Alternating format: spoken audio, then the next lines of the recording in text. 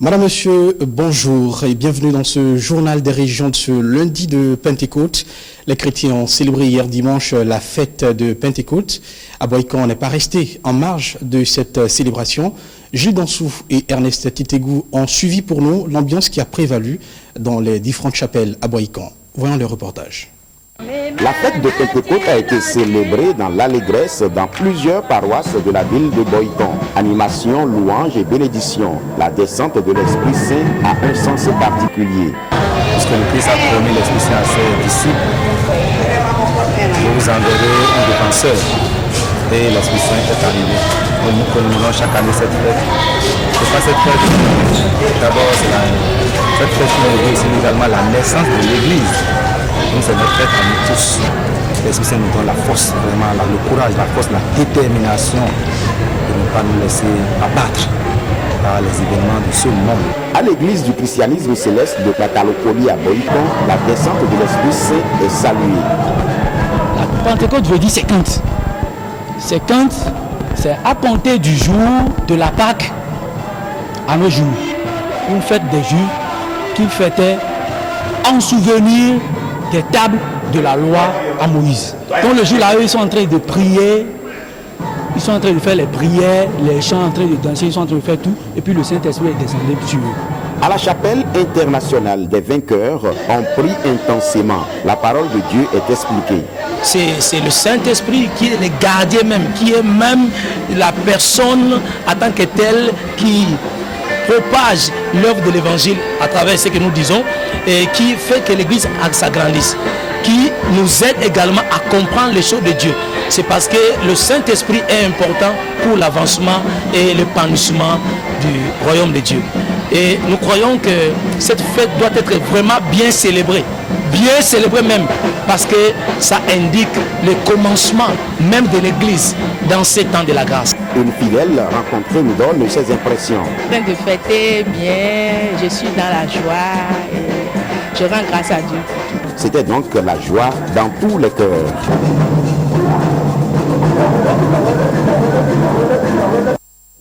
Et voilà qui retrace l'ambiance de la Pentecôte à Boikan. Direction Parakou, à présent, nous retrouvons Alexandra Djotan pour faire avec elle le point de l'actualité de ces dernières 24 heures dans le Septentrion.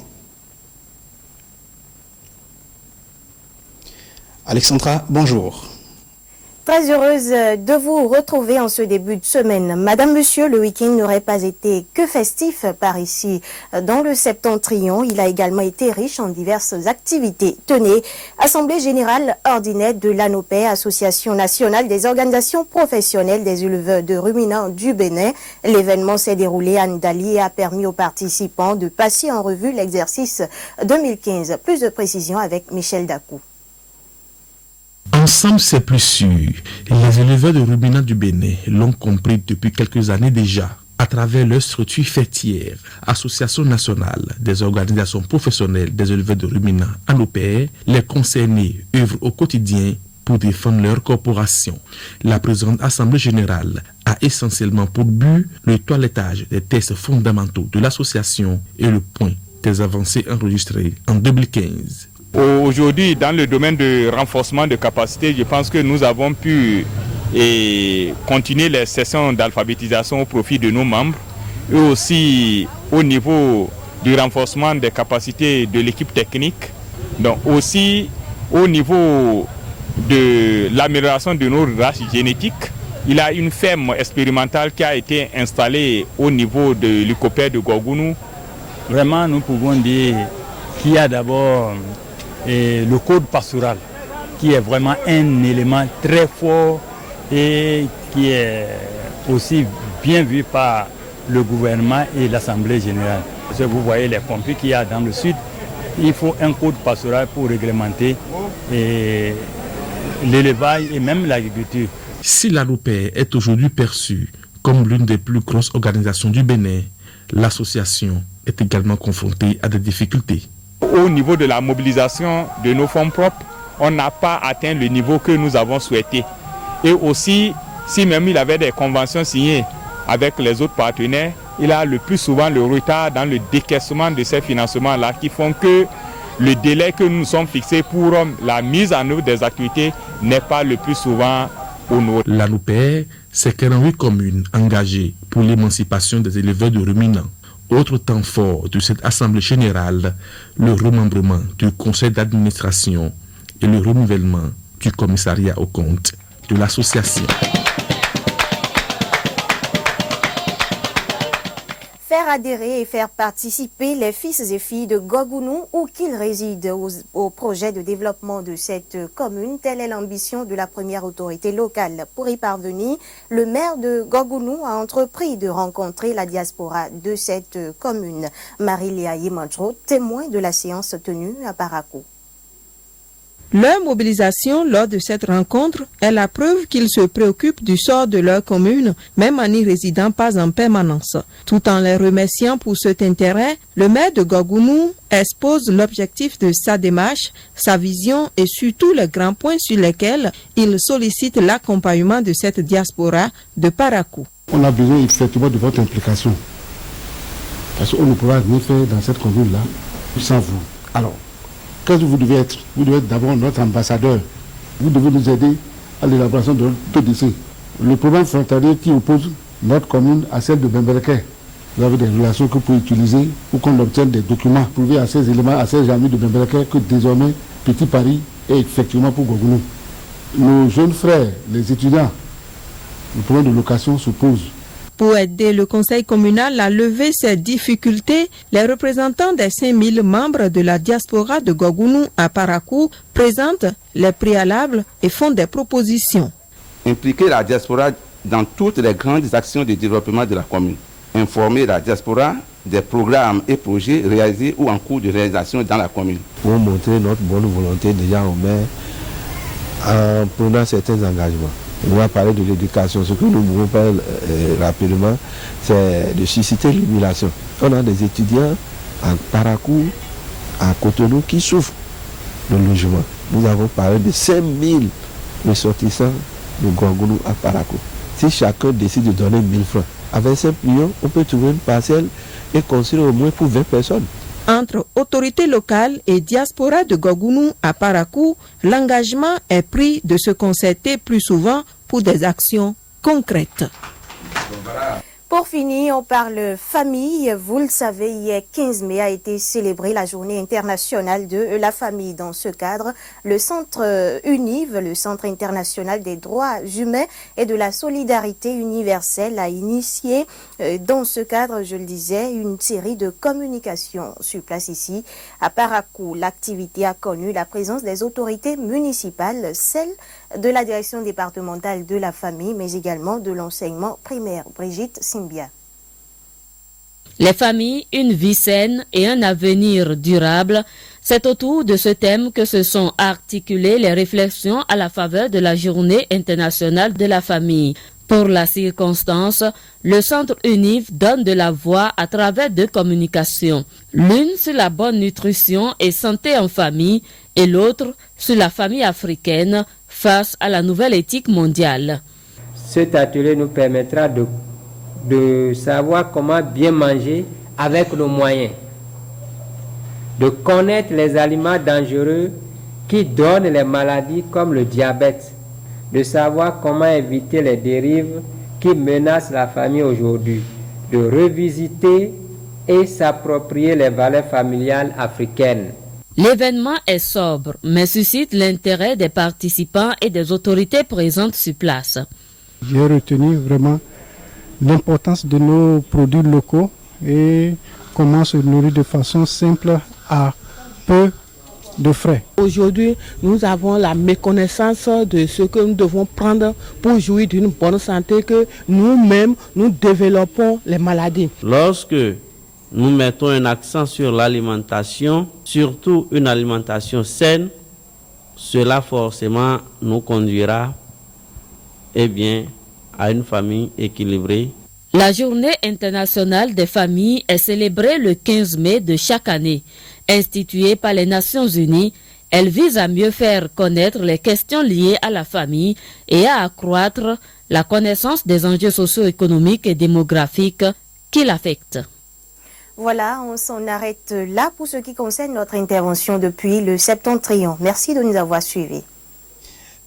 Merci également à vous, Alexandra Diotan, pour ce point de l'actualité dans le Septentrion. Direction Porto Novo à présent.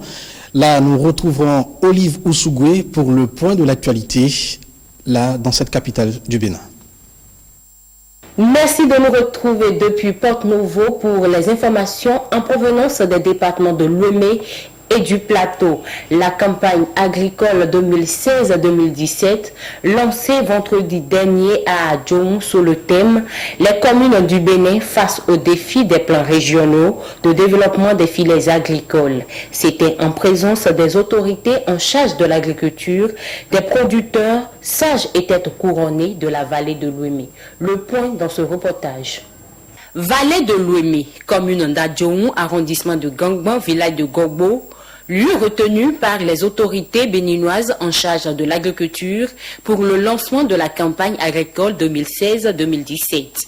Aux populations et agriculteurs d'Adjoum et des communes environnantes, l'autorité ministérielle fait le point de la campagne agricole passée avant d'annoncer les ambitions du nouveau régime pour le secteur agricole. La couverture des besoins alimentaires et nutritionnels de la population, l'amélioration de la productivité et de la compétitivité du secteur agricole et rural pour assurer l'accroissement des revenus des producteurs agricoles, la satisfaction des besoins non alimentaires, à savoir soins de santé, éducation et autres, ainsi que la contribution du secteur à l'accroissement de l'économie nationale. Des interventions, on s'accorde sur les défis que doivent relever les communes pour la réussite de la campagne agricole 2016-2017. D'où le thème de cette année, les communes du Bénin face aux défis des plans régionaux de développement des filières agricoles. Le développement des systèmes efficaces d'approvisionnement en intrants, tout comme le renforcement de la formation des jeunes ruraux à travers la promotion des centres de formation rurale, doivent mériter toute notre attention. Le thème de cette campagne agricole étant les communes face aux défis des plans régionaux de développement des filières agricoles, la bonne ambiance de travail entre l'autorité préfectorale et les élus locaux constitue un réel gage pour répondre favorablement à cette préoccupation.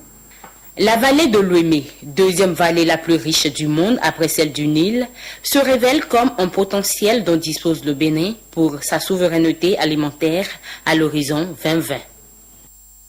Le secteur de la défense des droits des personnes vulnérables ou en situation difficile vient d'avoir du renfort à Ouinta dans l'arrondissement de Djeregbé. C'est avec la naissance de l'ONG Sauvons des vies Bénin. L'institution a lancé ses activités en fin de semaine écoulée. Guillaume Avienou, Patrick Limanvor nous font le point. La population locale, des élus, mais aussi des responsables de l'ONG Sauvons des vies Bénin dans la cour du complexe scolaire de Ouinta, un quartier de l'arrondissement de Djeregbé situé dans la commune de Semekpodji. Cette organisation non gouvernementale, active dans la protection et dans la promotion des personnes vulnérables ou en situation difficile, lance officiellement ses activités. La vision de l'ONG Sauvons des vies Bénin vient compléter un peu la mission que je mène depuis un moment en ma qualité d'apôtre de Dieu, serviteur de Dieu.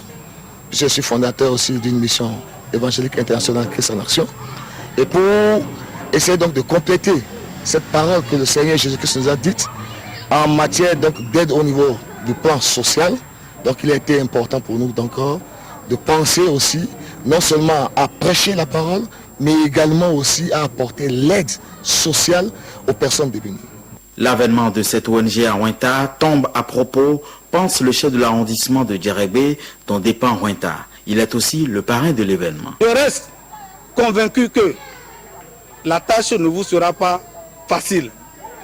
Mais je suis aussi rassuré que vous y parviendrez avec le soutien de notre chère commune de Semekpodji et les acteurs que nous mettrons à votre disposition, surtout pour la réalisation de votre projet de construction, de centre d'écoute, d'assistance, d'orientation et du bien-être auquel je tâche également du prix. Pour l'organisation, Sauver une vie reste une priorité de chaque instant. Elle caresse le rêve d'étendre ses actions à toute la commune de Semekpodji et compte pour cela sur la providence divine, mais aussi sur d'éventuelles bonnes volontés. L'association des infirmiers et infirmières du centre hospitalier départemental Ouémé Plateau fait le bilan des activités menées en 2015. C'est dans le cadre de la célébration de la Journée internationale de l'infirmière. C'était samedi dernier autour d'un déjeuner suivant. Un déjeuner entre les membres de l'association des infirmières et infirmiers du centre hospitalier universitaire départemental Ouémé Plateau, marquant la fin des activités entrant dans le cadre de la célébration de la Journée internationale de l'infirmière. À l'occasion, on fait le point des activités menées par l'association en 2015. On énumère quelques difficultés que rencontrent ces professionnels de santé et on parle des défis de l'association. Le souci principal des infirmiers et infirmières aujourd'hui est la création de leur ordre à l'instar de l'ordre des médecins, pharmaciens et autres. Mobilisons-nous, chers collègues, pour y parvenir. Des personnes ressources, dont le directeur des soins infirmiers obstétricaux, travaille à cet effet dans l'ombre. Ici aussi, on rend hommage aux infirmières pour la tâche quotidienne dans un contexte de manque de matériel adéquat. Il n'est pas rare de constater que votre travail est difficile, très difficile, que vous exercez dans un contexte de rareté de ressources. Il n'est pas rare d'entendre qu'il n'y a pas de matériel. Le CSAE n'a pas donné d'eau de javel, n'a pas donné du savon, n'a pas donné du petit matériel. Cependant, vous vous donnez à cœur joie au travail. Je vous exhorte à plus de retenue, de ne pas céder à la division inutile, que la corporation infirmière soit plus soudée afin d'aboutir à l'ordre des infirmières et infirmiers du Bénin. Les activités marquant la célébration de la Journée internationale de l'infirmière dans l'Ouémé Plateau ont duré 5 jours. Activités constituées de conférences, débats, de dépistage gratuit de certaines maladies, de soirées récréatives pour un nouvel élan dans l'exercice du métier. C'était l'essentiel de l'actualité ici à Porte-Novo dans les départements de Lomé et du Plateau. Merci de nous avoir reçus. À vous l'antenne. Bien à vous également, Olive Ousougoué. Et bien voilà, ce sera tout pour ce journal des régions. Excellent week-end, lundi de Pentecôte, j'allais dire à chacun et à tous. Et surtout, prenez soin de vous.